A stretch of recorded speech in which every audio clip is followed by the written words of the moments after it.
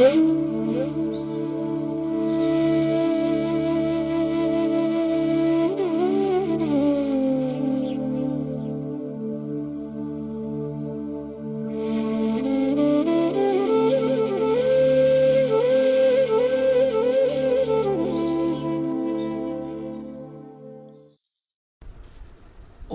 नमः श्री अतिराजाय विवेकानंदशूरये सच्चित्सुखस्वरूपाय स्वामिने तापहारिणे। नमस्कार।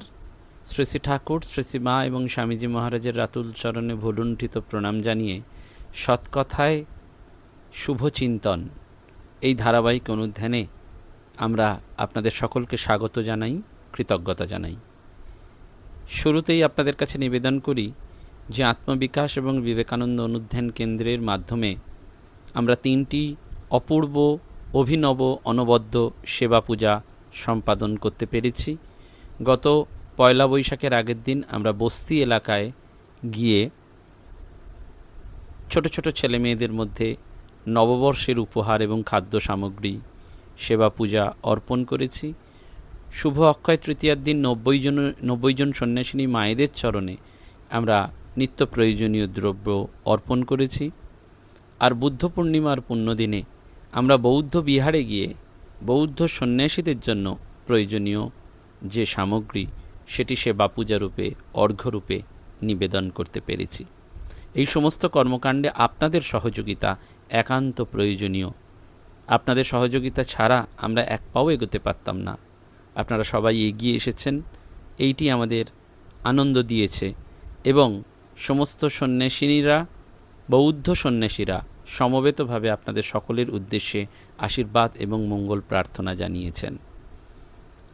আমরা আত্মবিকাশ এবং বিবেকানন্দ অনুধ্যান কেন্দ্রের জন্য কিছু প্রয়োজনীয় স্কিল ডেভেলপমেন্টের জন্য হোয়াইট বোর্ড, ল্যাপটপ, প্রিন্টার এগুলোর আবেদন করেছি।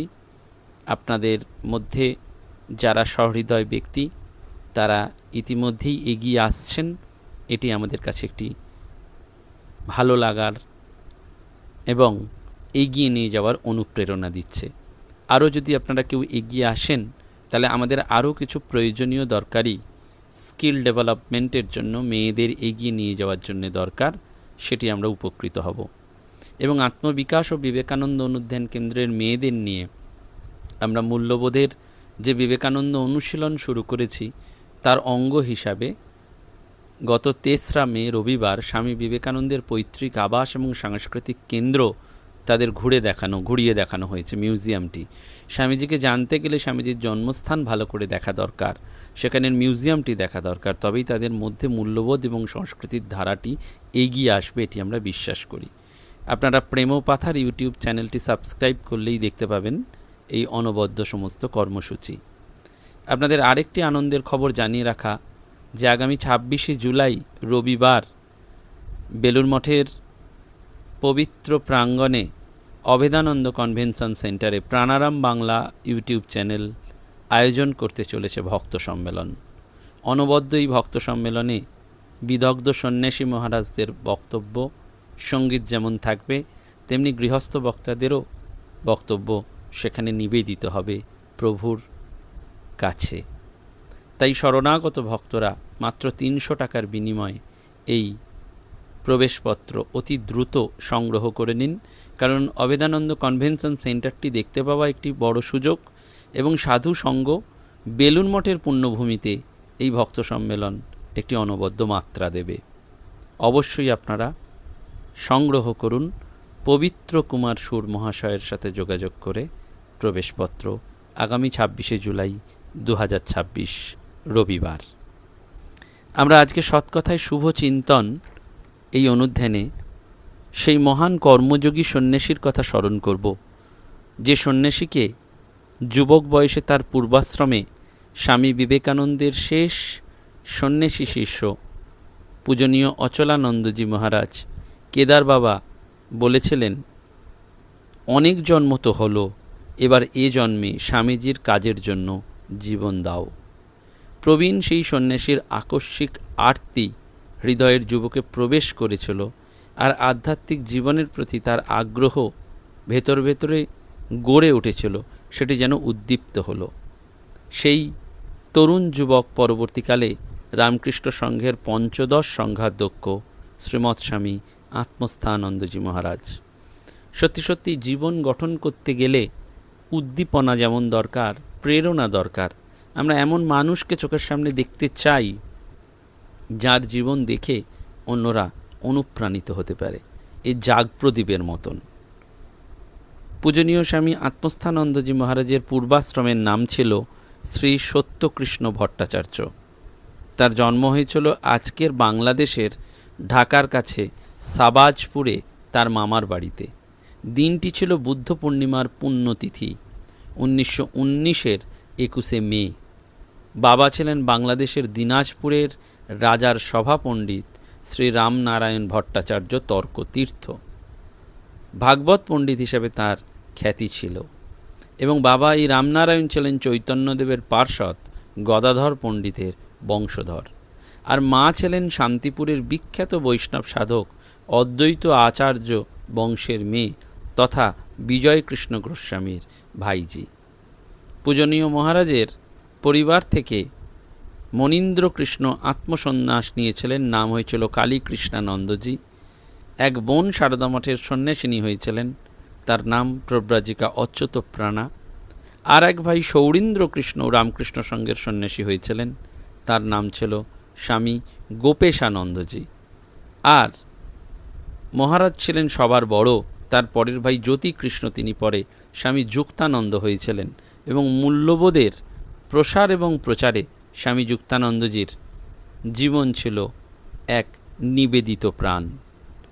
রামকৃষ্ণ ভাবশক্তির পাবন প্রবাহ খানিতে অনাহত কালের যে যাত্রাধ্বনি আমরা শুনতে পাই, সেখানে বহু বরেণ্য সন্ন্যাসী মহারাজদের কথা আমাদের মনে পড়ে এবং পূজনীয় মহারাজের জীবন ছিল নিঃস্বার্থ ভালোবাসায় ভরা। এই ভালোবাসা কোনো লোক দেখানো ছিল না, এই ভালোবাসা মধ্যে ছিল হৃদয়ের স্পর্শ এবং আন্তরিকতা। কাজের ক্ষেত্রে কোনো অসুবিধা হলে বা সমস্যায় পড়লে বা কোনো বিফলতা এলে তিনি নিজের দায়িত্ব অপরের ঘাড়ে ফেলে দিতেন না। পাসিং দ্য বাক টু আদার্স, এই পদ্ধতি তার স্বভাব বিরুদ্ধ ছিল। দ্বিতীয় মহাযুদ্ধের পর হেনরি এস ট্রুম্যান আমেরিকার প্রেসিডেন্ট নির্বাচিত হন। তার টেবিলে একটা ছোট্ট নোট লেখা থাকতো, দ্য বাক স্টপস হিয়ার, অর্থাৎ আমি সম্পূর্ণ দায়িত্ব নিচ্ছি। পূজনীয় মহারাজের সেইটি ছিল। তিনি যে কোনো কাজ একেবারে দায়িত্ব নিয়ে করতেন, বিপদগ্রস্ত মানুষকে বিপদ মুক্ত করার জন্য আপ্রাণ চেষ্টা করতেন। আর ছিল গরিব দুঃখীদের প্রতি গভীর সহানুভূতি, হৃদয়বত্তা। প্রতি বছর তিনি গ্রামে গিয়ে পল্লীমঙ্গলের সব সেবা কাজের তদারকি করতেন। তার জীবনে 4 যোগের যেন সমন্বয় দেখা যেত। সত্যি সত্যি আমি নিজে ব্যক্তিগতভাবে পরম পূজ্যপাদ শ্রীমৎ স্বামী আত্মস্থানন্দজি মহারাজকে বহুবার বেলুড় মঠে প্রণাম করেছি, আশীর্বাদ পেয়েছি। তিনি অনেক সময় বই উপহার দিয়েছেন। খুব রাশভারী ব্যক্তিত্ব, সামনে গেলে ভয় পেত, কিন্তু তাকে দেখার পর, তাকে প্রণাম করে বেরোনোর পর এক অনির্বচনীয় আনন্দ নিয়ে সকলে যেন ফিরে আসতেন। পূজনীয় মহারাজকে রামকৃষ্ণ মিশনের এক বরিষ্ঠ সন্ন্যাসী জিজ্ঞেস করেছিলেন যে, মহারাজ আপনি বলুন সাধু জীবন যাপনের মূল শর্ত কি? সত্যি কথা বলতে কি, আমি নিজেও অনেক সন্ন্যাসী মহারাজকে এই প্রশ্ন করেছি, অনেক সন্ন্যাসিনীদেরও এই প্রশ্ন করেছি, কী করে সাধু জীবন যাপন করা যায়। সাধু জীবন মানে তো শুধুমাত্র গেরুয়াধারী জীবন নয়, একটা সৎ পবিত্র জীবন। কিন্তু বলতে বাধা নেই, এই কথাটি আমাকে রামকৃষ্ণ মিশনের এক সন্ন্যাসী বলেছিলেন, সাধু হোনা কঠিন হ্যায় জैसे চাকনাচুর, गिरे तो চূড় হো গিয়া চড়ে তো প্রেমরস, অর্থাৎ পড়ে গেলে সব শেষ হয়ে যায়। অনেক সন্ন্যাসী মহারাজদের খুব কাছ থেকে দেখেছি, সান্নিধ্য পেয়েছি, আশীর্বাদ পেয়েছি, কিন্তু এই যে সাধু জীবন, সেটি সন্ন্যাসী বা গৃহীণ নয়, একটা সৎ পবিত্র উন্নত জীবন, যেখানে কোনো স্বার্থপরতা থাকে না, যেখানে কোনো লুকোচুরি থাকে না, যেখানে কোথাও একটা সরে যাওয়ার প্রবণতা থাকে না, সেরকম কিন্তু এই পৃথিবীতে মানুষ খুব দুর্লভ। যখন পূজনীয় মহারাজকে জিজ্ঞেস করছেন এই কথা, পূজনীয় স্বামী আত্মস্থানন্দজি মহারাজকে, যে সাধু জীবনযাপনের মূল শর্ত কী, তখন পূজনীয় স্বামী আত্মস্থানন্দজি মহারাজ বললেন, দেখো, যদি এই বিশ্বাস ঠিক ঠিক থাকে যে ঠাকুর আমাকে ধরে রয়েছেন, ঠাকুর আমার সব কিছু জানেন ও দেখছেন ও রক্ষা করছেন, এবং এই বিশ্বাসে যদি প্রতিষ্ঠিত থাকতে পারো, তাহলেই হবে। সেই সন্ন্যাসী মহারাজ জিজ্ঞাসা করলেন, এই বিশ্বাস থাকলে তো হয়েই গেল, তার জন্য কি করা দরকার?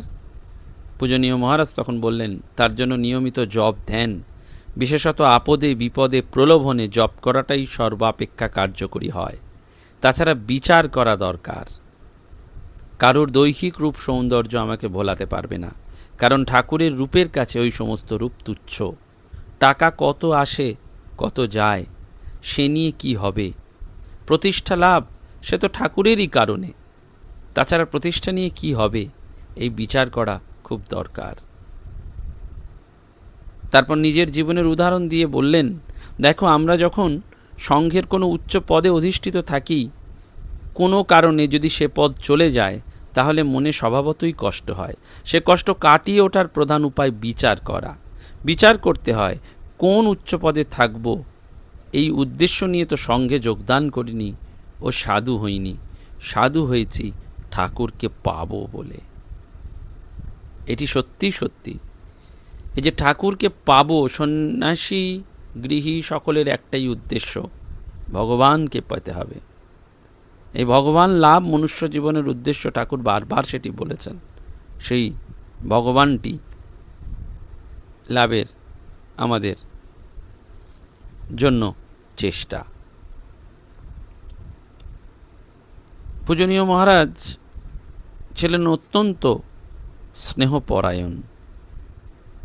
বেলুড় মঠের বাইরে যখন কোনো শাখা কেন্দ্রে যেতেন বা তীর্থস্থান দর্শন করতে যেতেন, তারপর বেলুড় মঠে যখন ফিরতেন, তখন তিনি শ্রী শ্রী ঠাকুরের জন্য এবং সাধুদের জন্য ওইসব জায়গার যা প্রসিদ্ধ খাবার বা জিনিস বা ফল ইত্যাদি বেলুড় মঠে নিয়ে আসতেন। অমরনাথ দর্শন করে যখন ফিরেছিলেন, তখন আত্মস্থানন্দজি মহারাজ বেলুড় মঠ এবং তার পার্শ্ববর্তী কেন্দ্রের সাধুদের জন্য প্রচুর পরিমাণে কাশ্মীরি জাফরান নিয়ে এসেছিলেন, আর গম্ভীরানন্দজি মহারাজের হাত দিয়ে সমস্ত সাধুদের মধ্যে সেটি বিতরণ করে দিয়েছিলেন। মহারাজ ট্রেনিং সেন্টারে থাকাকালীন ব্রহ্মচারীদের সংঘের নিয়ম সংক্রান্ত বিষয়ে ক্লাস নিতেন। সাধুরা তখন ভয় ভয়ই থাকতেন, কখন কি প্রশ্ন করেন। তো একদিন বললেন, কালকে গুরুর সম্বন্ধে সকলকে দু এক কথা বলতে হবে। কোনো এক সন্ন্যাসী মহারাজ বলেছিলেন, গুরুর লক্ষণ ফুল ফুটলে ভ্রমর আপনি এসে জোটে। তখন একটা বিরাট হাসি দিয়ে বললেন, বাহ, মহারাজ রুলস ক্লাসের সঙ্গে বাক্যবৃত্তি প্রকরণ গ্রন্থও পড়াতেন।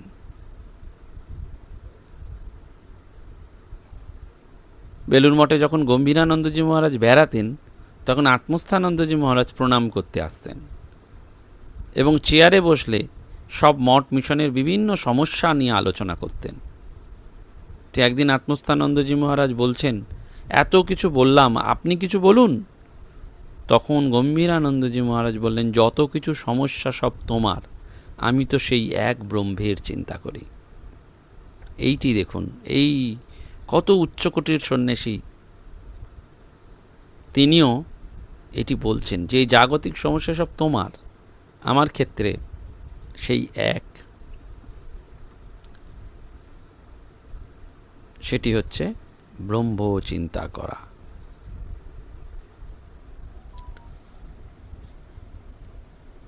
কোনো এক গৃহী ভক্ত তিনি বলছেন তার স্মৃতিকথায় যে ব্যক্তিগতভাবে আমি চাকরির বিরোধী ছিলাম। এদিকে পূজনীয় আত্মস্থানন্দজি মহারাজ চাইতেন যে আমরা মেয়েরা প্রত্যেকেই অর্থনৈতিকভাবে স্বাধীন থাকি। একদিন সন্ধ্যা আরতি শেষে পুরনো মিশন অফিসের সামনে বসে পূজনীয় আত্মস্থানন্দজি মহারাজ ভক্তদের কিছু বলছেন। তা সেই ভক্ত মা তিনি উঁকি দিলেন। পূজনীয় মহারাজ কয়েকদিন আগে বাগবাজারে মায়ের বাড়ি গিয়েছিলেন।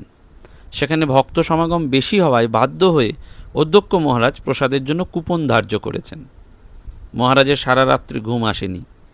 শ্রীশ্রীমা ঠেলে ওকে বলেছেন, সে কি রে, আমার সন্তানরা প্রসাদ পাবে টাকা দিয়ে?